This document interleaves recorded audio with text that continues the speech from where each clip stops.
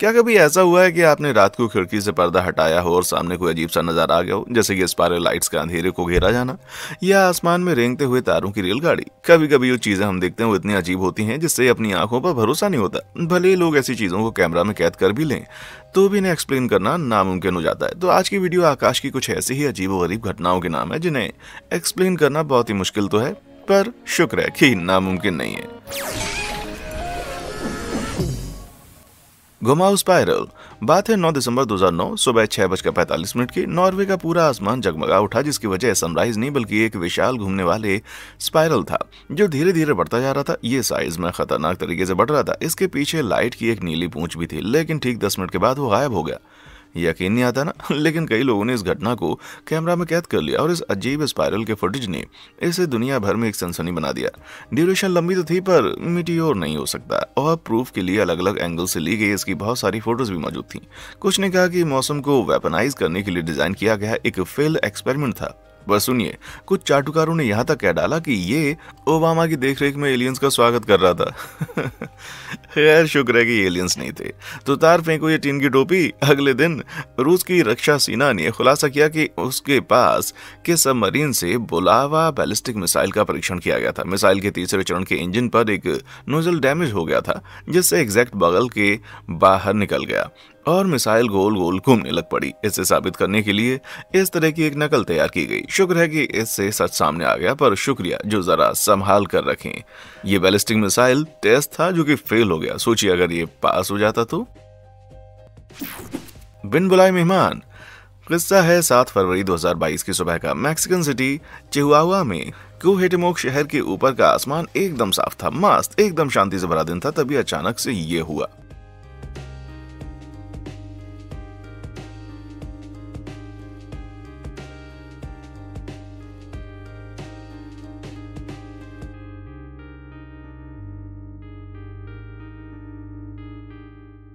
भैया किसी चेतावनी के बिना पीले सर वाले हजारों ब्लैकबर्ड्स का एक पूरा झुंड आसमान से सीधे धड़ाम से नीचे जमीन पर आ गिरा, मानो किसी ने जादू टोना किया हो।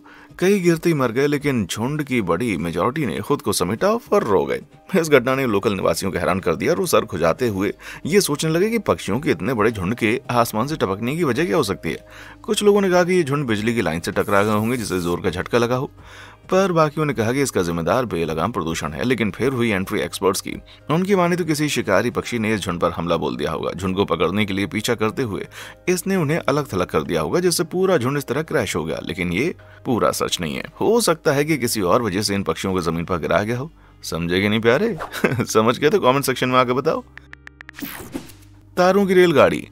तारों को निहारना मेरे पसंदीदा कामों में से एक है। जस्ट इमेजिन, गर्म गर्मी की रात हो, कोई बादल ना हो, पैर पसारे हुए आप हों और नेचर का लाइट शो चालू हो। आहा, किस्मत अच्छी है तो आपको एक शूटिंग स्टार भी दिखाई दे सकता है। पर अगर किस्मत लाजवाब हो तो देखने पर कुछ ऐसा मिल सकता है जो सारी एक्सप्लेनेशन से परे हो, जैसे कि ये।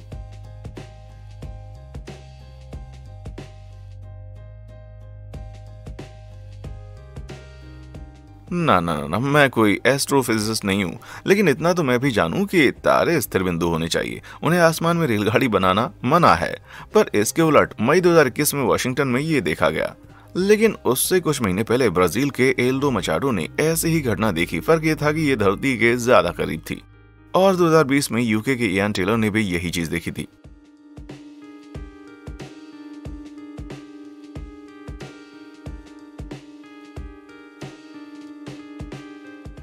ये दिखता जैसे भी हो, बस ये ना कहना कि एलियंस इंटरस्टेलर कोंगा लाइन यूज करके हमसे मिलने आ रहे हैं। जी, ये स्पेस एक्स की बनाई स्टर्लिंग सैटेलाइट्स हैं जिन्हें धरती के ज्यादातर हिस्सों में इंटरनेट एक्सेस के लिए डिजाइन किया गया है। जनवरी 2022 तक स्पेस एक्स ने 1900 से ज्यादा ऐसी सैटेलाइट्स को अंतरिक्ष में लॉन्च किया था। ये ऐसे रेलगाड़ी बनाकर धरती से ऊपर चलते हैं। ये लाइट होराइजन से लेकर उसे छोटे चांदों जैसे वापस धरती पर रिफ्लेक्ट करते हैं। कुछ लोग बस कहते हैं स्काई इज द लिमिट। इनके लिए तो वो भी सीमा बोनी पड़ गई मेरे भाई। पता है और किसकी सीमा नहीं होनी चाहिए? नीचे दिए गए लाइक और सब्सक्राइब बटन दबाने वालों की। सिर्फ 2 क्लिक्स के साथ आप सबसे पहले नया कंटेंट और उसका पार्ट 2 भी पाएंगे। तो देर ना करें, सब होगा बढ़िया। ओह, तो अगला मेरा मोस्ट फेवरेट ये है। 2019 में एस्ट्रोनॉमर्स ने ब्लैक होल की पहली तस्वीर दुनिया को दी। स्पेस का एक ऐसा बिंदु जहां ग्रेविटी का बल इतना मजबूत होता है कि लाइट भी इसे पार नहीं हो पाती। ओह, 1,86,000 मील प्रति सेकंड वाली लाइट स्पीड को ध्यान में रखते हुए ये होल तो बहुत ही पावरफुल निकला भाई। माना कि बहुत सारी थ्योरीज से हमने अंदाजा लगाया कि पास से ये दिखेगा कैसा, लेकिन इस चीज के असल साइज का पता लगाना भी मुश्किल है। लेकिन फिर एक रूसी शहर पर मंडराते हुए इन ब्लैक होल के फुटेज और फोटोज इंटरनेट पर वायरल हो गए 2015 में। अरे, ये तो सूरज की तरह दिखता है भाई। बस अगर हमारा सूरज कोई अजीब डोनट होता जिससे मौत पक्की हो। पर लकीली ये रॉक्समॉस स्पेस एजेंसी द्वारा बनाई गई सिर्फ एक नकल थी। पर सोचिए अगर एक ब्लैक होल सच में पृथ्वी के इतने करीब होता तो, या फिर हमारे सोलर सिस्टम के सबसे करीबी ब्लैक होल जिसे A0620-00 के रूप में जाना जाता था, अचानक से हमारे आसमान में दिखाई दे जाए तो भाई इस होल का मास हमारे सूरज से 6.5 गुना से ज्यादा है और ये सिर्फ लगभग 45 मील की दूरी पर है, जिसका मतलब है कि ये उस बड़े शहर जितना होगा जिसका वजन 13.2 ऑक्टेलियन टन से ज्यादा है। बहुत सही, जरा बताओ कितने जीरोज हुए? तो भाई इसकी ग्रेविटी इतनी मजबूत है कि अगर ये पृथ्वी से 5 लाख मील से कम दूरी पर दिखाई दे, जो चांद से दोगुनी दूरी हुई, तो ये सचमुच धरती की धज्जियां उड़ा देगा। बस फिर हम एक ऐसी चीज से मारे जाएंगे जो रात के आसमान में बस एक डॉट जितना दिखाई देती है। तो अगर गलती से किसी दिन इसका साइज जरा बड़ा दिखाई दिया ना, तो बस समझ लो ओके टाटा बाय बाय, खत्म भैया। मैं तो हमेशा इस डोनट के बजाय अपनी सूरज चाचा को ही प्रेफर करूंगा। Red sprites. तूफान में बिजली चमकते हुए देखना दूर से खूबसूरत लगता है, लेकिन कभी कभी वे अपने चमकदार सफेद बिजली के पिटारे से कुछ और भी निकालते हैं। यहाँ और फरमाएं।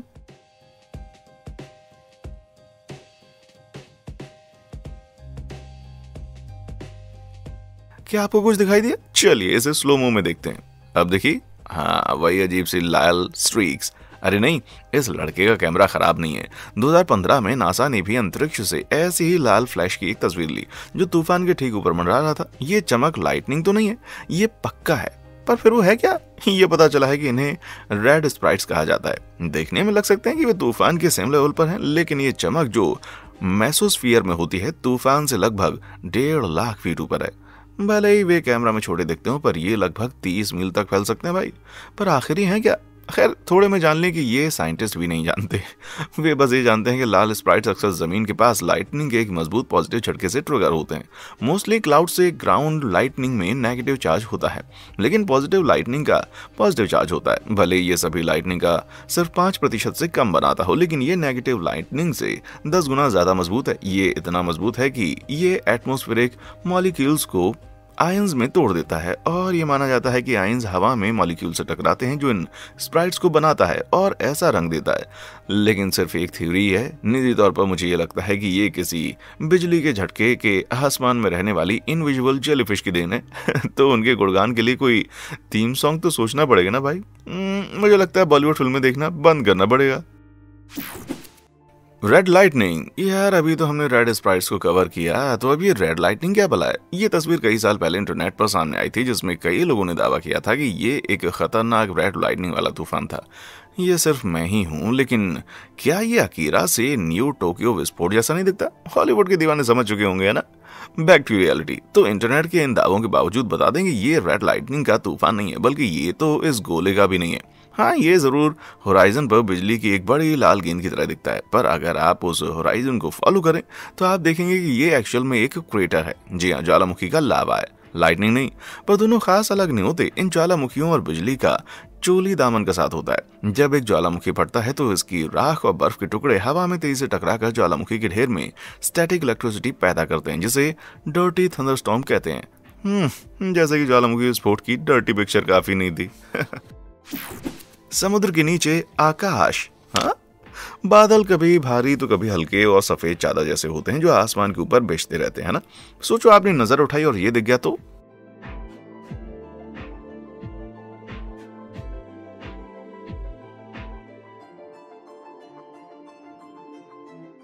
ओ भाई, ये समुद्र में झूमती एक लहर जैसा है। पर नहीं, ये फुटेज समुद्र के नीचे शूट नहीं हुई। ये असल में 2015 में ऑगस्टा जॉर्जिया से लिपटे बादलों का टाइम लैप्स है।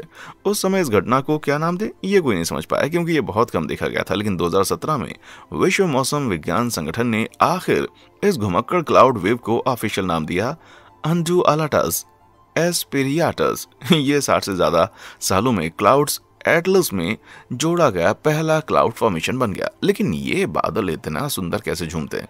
खैर, बादल नीचे मूव करते हैं और ये मौसम में एक स्पेसिफिक पैटर्न से चलते हैं जो वातावरण में झूमती लहरें पैदा करती हैं। जितने घने बादल होंगे, लाइट वेव्स इसे उतना ही दिलकश समुद्र जैसा बनाएंगी। तो अब बताओ भैया, मेरी वो जेलीफिश वाली थ्योरी सही थी या नहीं? रंगीन आकाश। हम सभी की नजर कभी न कभी रंगीन इंद्रधनुष पर तो पड़ी होगी। ये रंगीन आर्क्स काफी आम है, जो आकाश में तब बनती हैं जब सूरज की रोशनी बारिश के बूंदों से रिफ्लेक्ट होकर व्हाइट लाइट को अलग अलग वेवलेंथ्स में बांट देती है। पर डू यू नो खास क्या है? ऐसा इंद्रधनुष देखना जो पूरे आसमान को भर दे, या वो इंद्रधनुष जिसने बादल को भी पूरा रंग दिया हो। आपको लग रहा होगा कि ये फोटोशॉप करके बनाया गया है ना? जी नहीं, बिल्कुल नहीं। ये सभी एकदम रियल है। इन्हें आमतौर पर फायर रेनबो कहा जाता है। हालांकि तकनीकी रूप से उनका आग या इंद्रधनुष से कोई लेना देना नहीं है। तो क्या है ये? मैट्रिक्स की गड़बड़?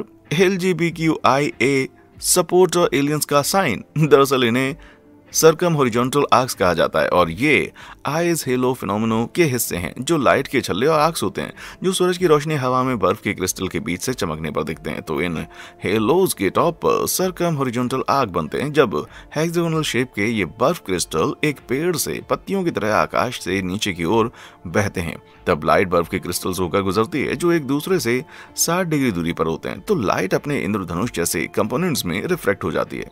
इन बर्फ क्रिस्टल बादलों की डेंसिटी के आधार पर आकाश में रंग हॉरिजॉन्टल इंद्रधनुष की छींटे जैसा दिखता है। पर वे पूरे आर्क्स भी बना सकते हैं जो उल्टे इंद्रधनुष की तरह दिखते हैं। ये तो एक बढ़िया एक्सप्लेनेशन है, लेकिन फिर आप इसको कैसे एक्सप्लेन करेंगे मेरे भाई? ये कोई इंद्रधनुष नहीं है, ये इंद्रधनुषी आकाश का कोई टुकड़ा भी नहीं है। तो ये काम कैसे करता है? आकाश में एक तेल के बिखराव की तरह दिखने के बावजूद ये एक पूरी तरह से नेचुरल घटना है जिसे पोलर स्ट्रेटोस्फीयर क्लाउड्स के रूप में जाना जाता है। आमतौर पर बादल हमारे सिर से लगभग 49,000 फीट ऊपर ट्रोपोस्फीयर में कंडेंसेशन बनाते हैं, लेकिन जैसा कि उनके नाम से पता चलता है, पोलर स्ट्रेटोस्फीयर क्लाउड्स स्ट्रेटोस्फीयर में बनते हैं, पृथ्वी के वायुमंडल की दूसरी परत जो हमसे 1,96,000 फीट ऊपर तक फैली हुई है। ट्रोपोस्फीयर के विपरीत, जिसमें पृथ्वी पर सभी वाटर वेपर्स के कुल मास का 99% होता है, स्ट्रेटोस्फीयर बहुत ड्राई और बहुत ठंडा होता है। वाटर वेपर्स जो इस स्तर तक किसी तरह पहुंचकर एक ठंडा -117 डिग्री फ़ारेनहाइट तक जम जाता है। इस पर डिपेंड होकर कि पानी किस स्टेट में जमता है, चाहे वो बर्फ हो या बहुत ठंडा सॉल्यूशन। रिजल्ट में बादल होराइजन के नीचे से सूरज की रोशनी को रिफ्लेक्ट करके इन इंद्रधनुषी वेल्स का निर्माण करते हैं। बढ़िया गुरु। अब सभी अलग अलग तरीकों पर विचार करते हुए लाइट को वायुमंडल के बीच से शानदार रूप से रिफ्लेक्ट किया जा सकता है। ये सोचना बहुत मुश्किल नहीं है कि इस तरह की तस्वीर रियल है। हाँ, ये एक बवंडर है जो स्पष्ट रूप से इंद्रधनुष के सभी रंगों को चूस रहा है, जैसे कि प्रकृति का अपना वैक्यूम क्लीनर हो। हालांकि ये दिखने में जितना अच्छा लगता है, ये 100% नकली है। सच में इंद्रधनुष तब बनता है जब लाइट लाखों पानी की बूंदों के बीच से रिफ्लेक्ट होती है, जो तब हमारी आंखों को बहुत ही सटीक एंगल पर हिट करता है। लेकिन बवंडर लाइट नहीं चूस सकते क्योंकि वे इतने शक्तिशाली नहीं होते। तो ये दो इमेजेस की एक चालाकी वाली एडिटिंग है। लेकिन इंद्रधनुष, बवंडर या ऐसे वाटर स्पाउट एक ही वक्त में एक ही जगह पर हो सकते हैं। भैया क्या एक नंबर व्यू होगा, है ना? Really raptured. कुछ ईसाइयों की माने तो जब मानवता खत्म होने की कगार पर पहुंचेगी तो भक्त अपने भगवान से मिलने के लिए बादलों तक ऊपर उठ जाएंगे, जो द रैप्चर कहलाएगा। मेरे ख्याल में आज तक कभी ऐसा तो हुआ नहीं है, पर लगता है कि जो लोग रैप्चर्ड हो चुके होंगे उन्हें लाइट के गौरवशाली रास्तों से ऊपर भेजा जाएगा। क्या इस तरह से? अरे यार, क्या मैं भी बोरिया बिस्तर बांध लूं? हाँ पर नहीं, ये रैप्चर तो नहीं है, ना ही ये गेमिंग की दुनिया की कोई सबसे बड़ी लूट है। ये लाइट पिलर्स हैं, एक हैरानी वाली सुंदर घटना जिसे अंधेरे में खुली आंखों से देखा जा सकता है। बट वेट अ मिनट, अगर फ्लाइंग ईसाइयों पर स्पॉटलाइट फेंकने का ये कारनामा भगवान का नहीं है, तो ये हो कैसे रहा है? जब तापमान ठंड से नीचे गिर जाता है, खास करके 14 से -40 डिग्री फ़ारेनहाइट के बीच, तो लाखों हेक्सागोनल प्लेट शेप के बर्फ के क्रिस्टल बनना शुरू हो जाते हैं, वही जो फायर रेनबो बनाते हैं। लेकिन जब वे जमीन के करीब बनते हैं तो घरों और रास्तों के खंभों से लाइट उनसे रिफ्लेक्ट होती है, जो लाइट को इन बड़े रोशनी के पिलर से ऊपर की तरफ भेज सकता है। मुझे लगा कि खेल खत्म, पर अपना टाइम अभी नहीं आएगा भाई, बहुत पापी बाकी हैं अभी। वे देख रहे हैं। एविड स्टार गेजिंग वालों को पता है कि चांद असल में कितना खूबसूरत है। कई लोग इस दूरबीन या टेलीस्कोप से उसे घंटों तक देख सकते हैं, लेकिन जब एंड्रे स्मेटिनिन ने अपने नए कैमरा का उपयोग करके चंद्रमा की सतह को करीब से देखने का फैसला किया, तो वो ये जानकर चौंक गया कि वहां और भी मेहमान थे।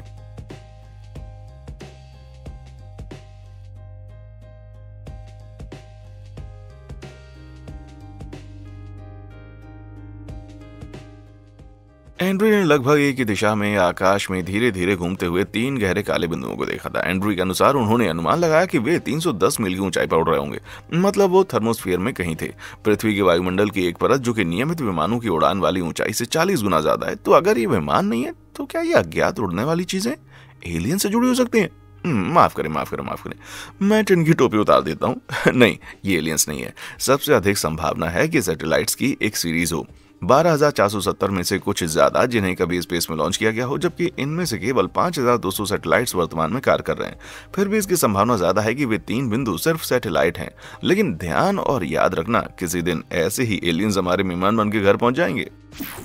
क्लाउड क्रिएचर 2021 में जब ज्यादातर लोग लॉकडाउन की बोरियत से पागल होने की कोशिश कर रहे थे, तभी एक इंसान ने खिड़की से बाहर झांका तो उसे लगा कि उसके दिमाग की बत्ती सच में गुल हो गई है।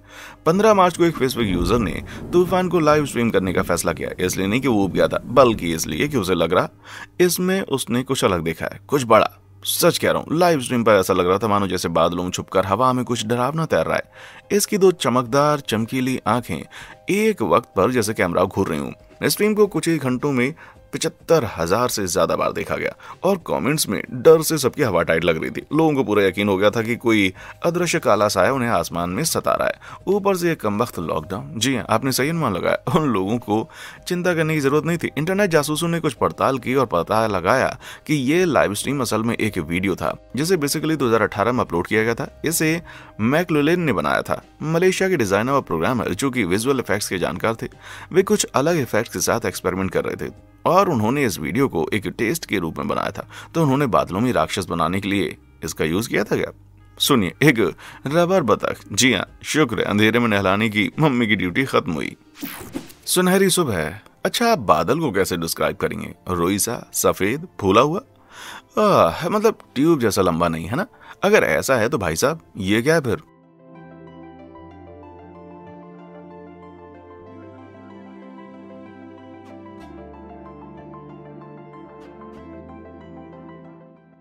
ये चीज जो एक होराइजन से दूसरे तक फैली हुई है, जैसे कोई प्लैनेट सॉसेज हो भाई। और सच मानिए, ये इस तरह का अकेला नहीं है। ये है मॉर्निंग ग्लोरी क्लाउड, जो कि 620 मील से अधिक और 1 मील से अधिक ऊंचे आराम से पहुंच सकते हैं। इसके साथ ही ये 65 फीट प्रति सेकंड की गति से ट्रैवल कर सकते हैं, मानो जैसे इन ट्यूब को कहीं पहुंचना हो। लेकिन ऐसे ट्यूब बनते कैसे हैं?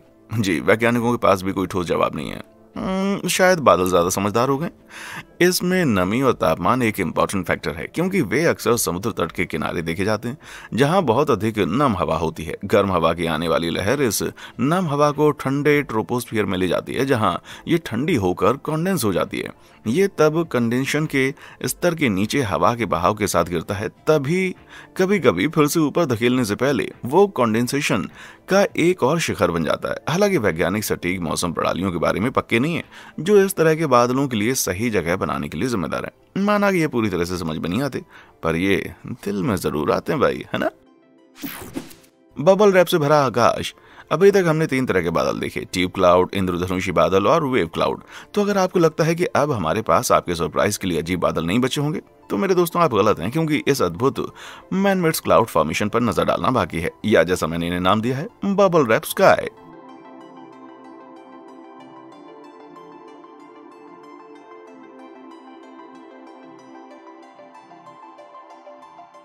हाय, जिस तरह से वैसे उभरते हैं, है ना? मन करता है कि वहां पहुंच जाऊं, उनको फोड़ दूं। बड़े क्यूमुलोनिम्स बादलों के अंदर शानदार ढंग से अजीब थैली जैसे उपहार बनते हैं, वो टाइप जो आमतौर पर तूफान लाता है। इन बादलों के अंदर अशांति से हवा की धाराएं उठती हैं और गिरती हैं, और ये ठंडी डूबती हुई हवा है जो इन परिस्थितियों में कॉन्डेंस होकर अजीब लटकते पाउच को बनाने के लिए नीचे गिरती है। हालांकि हवा की धाराओं के आधार पर इन पाउच के रूप में पैटर्न पूरी तरह से रैंडम या लीनियर दिखाई दे सकते हैं, लेकिन उनके आकार से कोई फर्क नहीं पड़ता। सनसेट के वक्त तो ये सभी खूबसूरत लगते हैं भाई।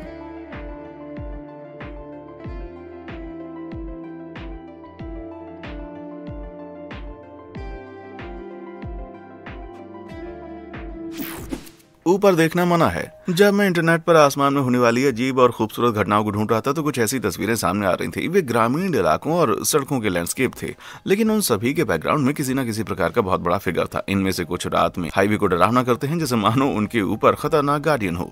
बाकी सिर्फ छोटे अंग थे जो बादलों के आकाश से नीचे गिर रहे थे। जो कुछ भी था उसका सही आकार साफ नहीं दिखाई दे रहा था। पहले तो मुझे लगा कि ये सभी नकली हैं, लेकिन फिर मुझे एक ऐसा मिला जिसे मैंने पहचान लिया। ये कैलिफोर्निया के वेंचुरा काउंटी में लगुना पीक है। लेकिन आखिर वो है क्या? मेरा मतलब है, मैं सच में कहना चाहता हूँ कि ये नकली है, लेकिन नहीं, कहीं ना कहीं इतनी अशुभ चीज मुझे घूरे तो मुझे डर लगेगा, यह कम से कम घबराहट तो होगी। थोड़ी और जांच के बाद मुझे पता चला कि ये सभी ट्रेवर हेंडरसन की इमेजेस हैं। इस सायरन हेड और ब्रिज वर्म जैसे फेमस क्रिप्टेड इंटरनेट जीवों की एक पूरी मेजबानी के पीछे कनाडाई हॉरर कलाकार है। तो डरने की बात नहीं, इनमें से कोई भी दिग्गज असलियत में नहीं है। पसीने तो फिर भी छूट ही है भाई, लेकिन कम से कम आज रात नींद तो अच्छी आएगी, या कम से कम मैंने ऐसा सोचा था जब तक मैंने ये नहीं देखा था। ओ बाप रे। ठीक है, घबराओ नहीं। इसको एक्सप्लेन करने की 3 बहुत ही लॉजिकल संभावनाएं हैं। नंबर 1, समुद्र तट के किनारे शहर की इस तस्वीर पर किसी ने मकड़ी के पेट और पैरों को ड्रॉ किया है ताकि ये बहुत बड़ा दिख सके। नंबर 2, एक मकड़ी कैमरा पर चढ़ गई जब कोई फोटो ले रहा था, तो ये फोकस से बाहर वाला बॉडी का क्लोजअप है, जिससे इसका पिछला छोर धुंधला दिखाई दे रहा है, लेकिन ये भी विशाल है। नंबर 3, पृथ्वी अब मकड़ियों के कब्जे में और हम सभी को अपने नए नए मालिक की सेवा में लग जाना चाहिए। तो इनमें से कौन सी आसमानी घटना आपको सबसे ज्यादा अजीब लगी और आपको कौन सा सबसे अच्छा लगा, मुझे नीचे कमेंट सेक्शन में आकर बताएं। और हाँ, देखने के लिए शुक्रिया।